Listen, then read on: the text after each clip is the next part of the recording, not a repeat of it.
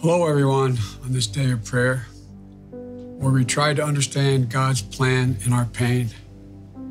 To George's family and friends, Jill and I know the deep hole in your hearts when you bury a piece of your soul deep in this earth. As I've said to you privately, we know you will never feel the same again. For most people, the numbness you feel now will slowly turn day after day, season after season, into purpose through the memory of the one they lost. But for you, that day has come before you can fully grieve. And unlike most, you must grieve in public. And it's a burden. A burden that is now your purpose to change the world for the better, in the name of George Floyd. Like so many others, I've watched with awe as you summon the absolute courage to channel God's grace and show the good man George was. To stir justice too long dormant, to move millions to act peacefully and purposefully. But among all the people around the world who feel connected to this tragedy are the ones who lost something that can never ever be replaced. To George's children and grandchild, I know you miss your dad and your granddad.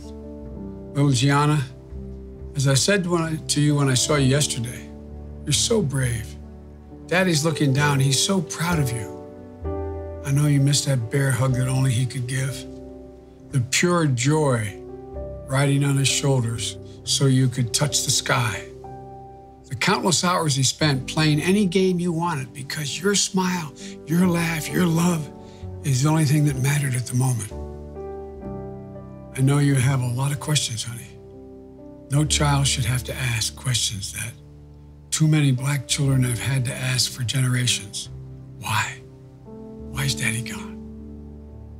And looking through your eyes, we should also be asking ourselves why the answer is so often too cruel and painful. Why in this nation do too many black Americans wake up knowing that they could lose their life in the course of just living their life? Why does justice not roll like a river, nor righteousness like a mighty stream? Why? Well, ladies and gentlemen, we can't turn away. We must not turn away. We cannot leave this moment thinking we can once again turn away from racism that stings at our very soul, from systemic abuse that still plagues American life. As Thurgood Marshall once implored, quote, America must dissent from indifference.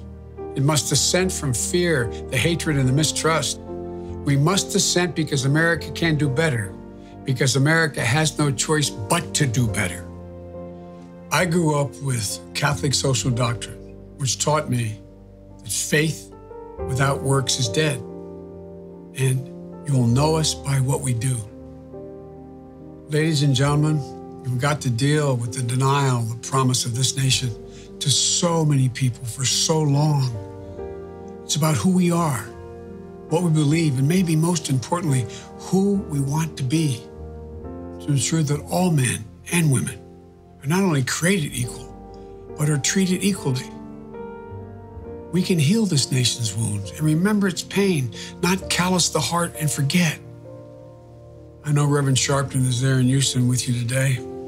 Rev, I watched you speak from Ecclesiastes last week in Minnesota, chapter 3, verse 1. To everything there is a time and a purpose and a season under the heavens.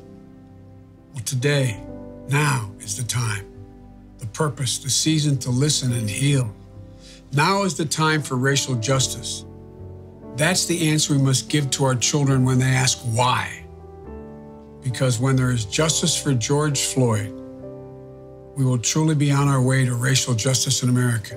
And then, as you said, Gianna, your daddy will have changed the world. May God be with you, George Floyd, and your family. And the words of a hymn from my church based on the 91st Psalm, may he raise you up on eagle's wings, bear you on the breath of dawn, and make you to shine like the sun, and hold you in the palm of his hand. God bless you all. God bless you all.